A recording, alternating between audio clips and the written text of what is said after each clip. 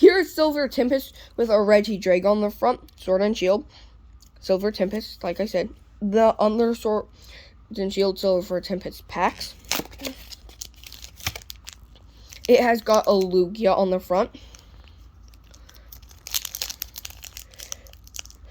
Since Lugia is the icon for Silver Tempest, I'm very excited about this. I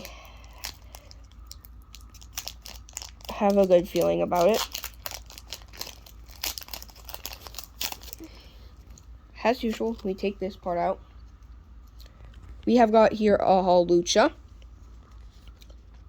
a Rufflet, a Vulpix, a Drowsy, a Growlithe, a Snorunt, an Ariados, and these two here are hollow, a Water Energy, a Pylosand, a Metang, and a Furious Girl.